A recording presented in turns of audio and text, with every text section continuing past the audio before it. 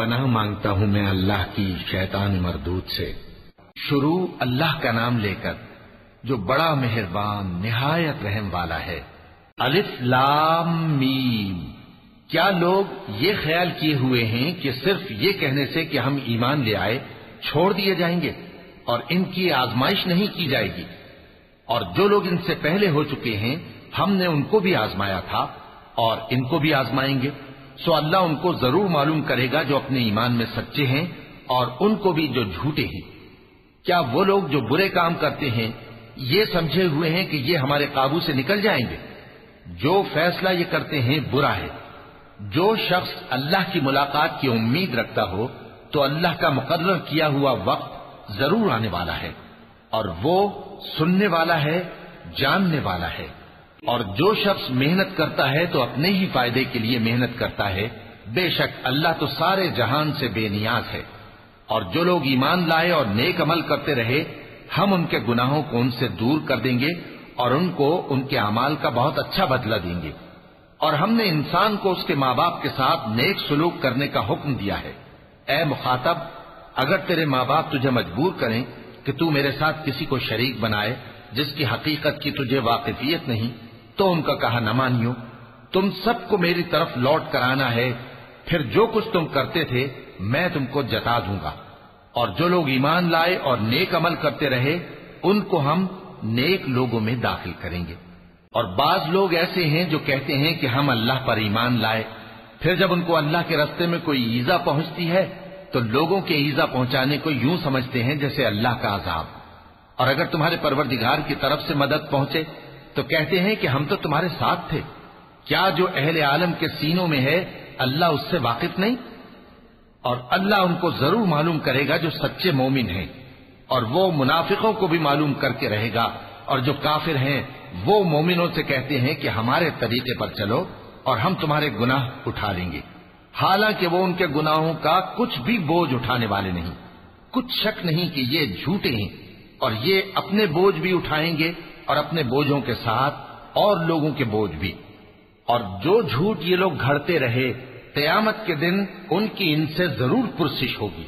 اور ہم نے نوح کو ان کی قوم کی طرف بھیجا تو وہ ان میں 50 برس کم 1000 برس رہے، پھر ان لوگوں کو طوفان کے عذاب نے آ پکڑا اور وہ ظالم تھے۔ پھر ہم نے نوح کو اور کشتی والوں کو نجات دی اور کشتی کو اہل عالم کے لیے نشانی بنا دیا۔ اور ابراہیم کو یاد کرو جب انہوں نے اپنی قوم سے کہا کہ اللہ کی عبادت کرو اور اس سے ڈرو، اگر تم سمجھ رکھتے ہو تو یہ تمہارے حق میں بہتر ہے۔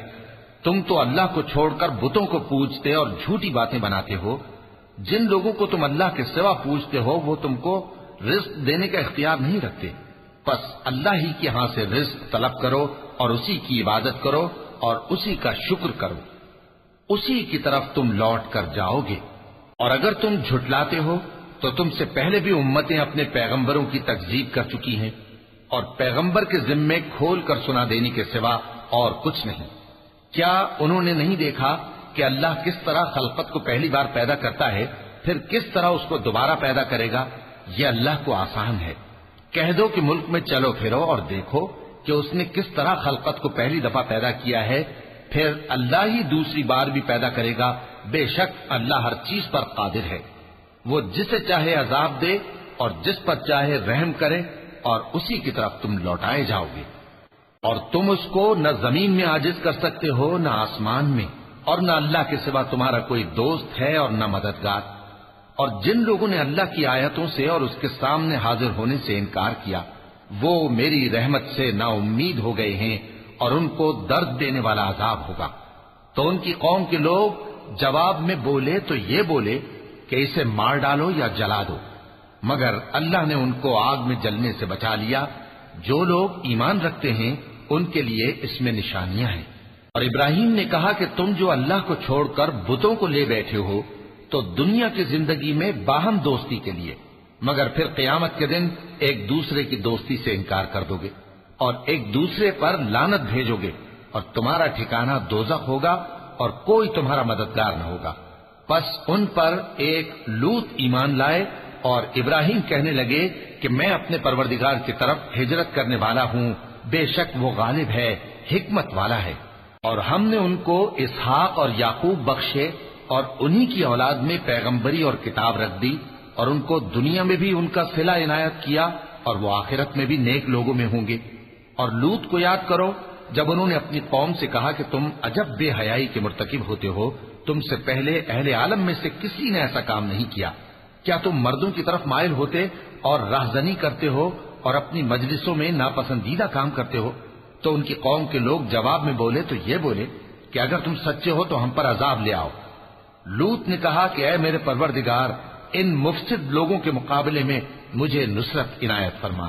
اور جب ہمارے فرشتے ابراہیم کے پاس خوشی کی خبر لے کر آئے تو کہنے لگے کہ ہم اس بستی کے لوگوں کو ہلاک کر دینے والے ہیں کہ یہاں کے رہنے والے نافرمان ہیں۔ ابراہیم نے کہا کہ اس میں تو لوط بھی ہیں۔ وہ کہنے لگے کہ جو لوگ یہاں رہتے ہیں ہمیں سب معلوم ہے، ہم ان کو اور ان کے گھر والوں کو بچا لیں گے بجز ان کی بیوی کے کہ وہ پیچھے رہنے والوں میں ہوگی۔ اور جب ہمارے فرشتے لوط کے پاس آئے تو وہ ان کی وجہ سے ناخوش اور تنگ دل ہوئے۔ فرشتوں نے کہا کچھ خوف نہ کیجیے اور نہ رنج کیجیے، ہم آپ کو اور آپ کے گھر والوں کو بچا لیں گے مگر آپ کی بیوی کے پیچھے رہنے والوں میں ہوگی۔ ہم اس بستی کے رہنے والوں پر اس سبب سے کہ یہ بد کرداری کرتے رہے ہیں آسمان سے عذاب نازل کرنے والے ہیں، اور ہم نے سمجھنے والے لوگوں کے لیے اس بستی کی ایک کھلی نشانی چھوڑ دی۔ اور مدین کی طرف ان کے بھائی شعیب کو بھیجا تو انہوں نے کہا اے قوم، اللہ کی عبادت کرو اور روز آخر کے آنے کی امید رکھو اور ملک میں فساد نہ مچاؤ، مگر انہوں نے ان کو جھوٹا سمجھا، سو ان کو زلزلے کے عذاب نے آ پکڑا اور وہ اپنے گھروں میں اوندھے پڑے رہ گئے۔ اور عاد اور سمود کو بھی ہم نے ہلاک کر دیا، چنانچہ ان کے ویران گھر تمہاری آنکھوں کے سامنے ہیں، اور شیطان نے ان کے اعمال ان کو آراستہ کر دکھائے اور ان کو سیدھے رستے سے روک دیا، حالانکہ وہ دیکھنے والے لوگ تھے۔ اور قارون اور فرعون اور حامان کو بھی ہلاک کر دیا، اور ان کے پاس موسیٰ کھلی نشانیاں لے کر آئے تو وہ ملک میں مغرور ہو گئے، اور وہ ہمارے قابو سے نکل جانے والے نہ تھے، تو ہم نے سب کو ان کے گناہوں کے سبب پکڑ لیا۔ سو ان میں کچھ تو ایسے تھے جن پر ہم نے پتھروں کا مے برسایا، اور کچھ ایسے تھے جن کو چنگھاڑ نے آ پکڑا، اور کچھ ایسے تھے جن کو ہم نے زمین میں دھسا دیا، اور کچھ ایسے تھے جن کو غرق کر دیا۔ اور اللہ ایسا نہ تھا کہ ان پر ظلم کرتا، لیکن وہی اپنے آپ پر ظلم کرتے تھے۔ جن لوگوں نے اللہ کے سوا اوروں کو کارساز بنا رکھا ہے، ان کی مثال مکڑی کی سی ہے کہ وہ بھی ایک طرح کا گھر بناتی ہے، اور کچھ شک نہیں کہ تمام گھروں سے کمزور مکڑی کا گھر ہے۔ کاش یہ اس بات کو جانتے۔ یہ جس چیز کو اللہ کے سوا پکارتے ہیں خواہ وہ کچھ ہی ہو، اللہ اسے جانتا ہے اور وہ غالب ہے، حکمت والا ہے۔ اور یہ مثالیں ہم لوگوں کے سمجھانے کے لیے بیان کرتے ہیں، اور اسے تو اہل دانش ہی سمجھتے ہیں۔ اللہ نے آسمانوں اور زمین کو حکمت کے ساتھ پیدا کیا ہے، کچھ شک نہیں کہ ایمان والوں کے لیے اس میں نشانی ہے۔ اے نبی، یہ کتاب جو تمہاری طرف وحی کی گئی ہے اس کو پڑھا کرو اور نماز کے پابند رہو، کچھ شک نہیں کہ نماز بے حیائی اور بری باتوں سے روکتی ہے، اور اللہ کا ذکر سب سے بڑا ہے، اور جو کچھ تم کرتے ہو اللہ اسے جانتا ہے۔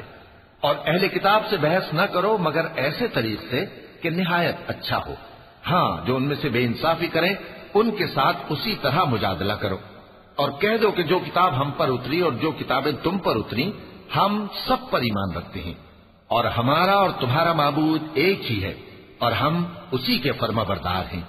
اور اسی طرح ہم نے تمہاری طرف کتاب اتاری ہے تو جن لوگوں کو ہم نے کتابیں دی تھیں وہ اس پر ایمان لے آتے ہیں، اور بعض ان مشرک لوگوں میں سے بھی اس پر ایمان لے آتے ہیں، اور ہماری آیتوں سے وہی انکار کرتے ہیں جو ہیں ہی کافر۔ اور تم اس سے پہلے کوئی کتاب نہیں پڑھتے تھے اور نہ اسے اپنے ہاتھ سے لکھ ہی سکتے تھے، ایسا ہوتا تو اہل باطل ضرور شک کرتے، بلکہ یہ روشن آیتیں ہیں جن لوگوں کو علم دیا گیا ہے ان کے سینوں میں محفوظ، اور ہماری آیتوں سے وہی لوگ انکار کرتے ہیں جو بے انصاف ہیں۔ اور کافر کہتے ہیں کہ اس پر اس کے پروردگار کی طرف سے نشانیاں کیوں نازل نہیں ہوئی؟ کہہ دو کہ نشانیاں تو اللہ ہی کے پاس ہیں، اور میں تو کھلم کھلا خبردار کرنے والا ہوں۔ کیا ان لوگوں کے لیے یہ کافی نہیں کہ ہم نے تم پر کتاب نازل کی جو ان کو پڑھ کر سنائی جاتی ہے؟ کچھ شک نہیں کہ مومن لوگوں کے لیے اس میں رحمت اور نصیحت ہے۔ کہہ دو کہ میرے اور تمہارے درمیان اللہ ہی گواہ کافی ہے۔ جو چیز آسمانوں اور زمین میں ہے وہ سب کو جانتا ہے، اور جن لوگوں نے باطل کو مانا اور اللہ سے انکار کیا وہی نقصان اٹھانے والے ہیں، اور یہ لوگ تم سے عذاب کے لیے جلدی کر رہے ہیں، اور اگر ایک وقت مقرر نہ ہو چکا ہوتا تو ان پر عذاب آ بھی گیا ہوتا، اور وہ کسی وقت میں ان پر ضرور اچانک آ کر رہے گا اور ان کو معلوم بھی نہ ہوگا۔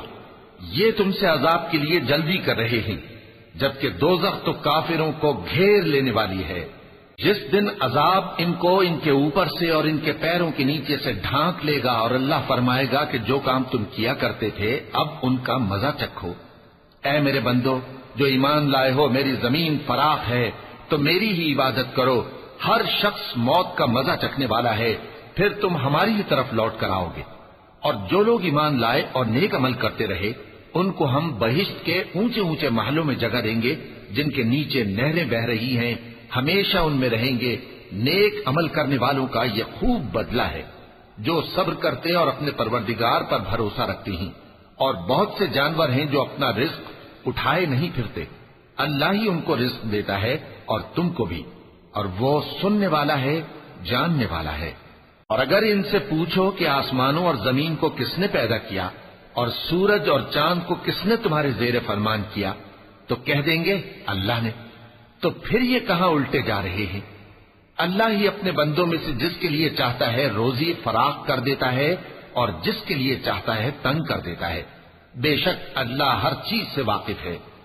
اور اگر تم ان سے پوچھو کہ آسمان سے پانی کس نے برسایا، پھر اس سے زمین کو اس کے مرنے کے بعد کس نے زندہ کیا، تو کہہ دیں گے کہ اللہ نے۔ کہہ دو کہ اللہ کا شکر ہے، لیکن ان میں اکثر نہیں سمجھتے۔ اور یہ دنیا کی زندگی تو صرف کھیل اور تماشا ہے، اور ہمیشہ کی زندگی کا مقام تو آخرت کا گھر ہے۔ کاش یہ لوگ سمجھتے۔ پھر جب یہ کشتی میں سوار ہوتے ہیں تو اللہ کو پکارتے، خالص کرتے ہوئے اسی کے لیے اطاعت کو، لیکن جب وہ ان کو نجات دے کر خشکی پر پہنچا دیتا ہے تو جھٹ شرک کرنے لگ جاتے ہیں، تاکہ جو ہم نے ان کو بخشا ہے اس کی ناشکری کریں اور فائدہ اٹھائیں۔ سو خیر عنقریب ان کو معلوم ہو جائے گا۔ کیا انہوں نے نہیں دیکھا کہ ہم نے حرم کو مقام امن بنایا ہے اور لوگ ان کے گرد و نواح سے اچک لیے جاتے ہیں؟ کیا یہ لوگ باطل پر اعتقاد رکھتے ہیں اور اللہ کی نعمتوں کی ناشکری کرتے ہیں؟ اور اس سے بڑا ظالم کون جو اللہ پر جھوٹ بہتان باندھے، یا جب حق بات اس کے پاس آئے تو اس کی تکذیب کرے؟ کیا کافروں کا ٹھکانہ جہنم میں نہیں ہے؟ اور جن لوگوں نے ہمارے راستے میں محنت کی ہم ان کو ضرور اپنے رستوں پر چلا دیں گے، اور اللہ تو نیکوکاروں کے ساتھ ہے۔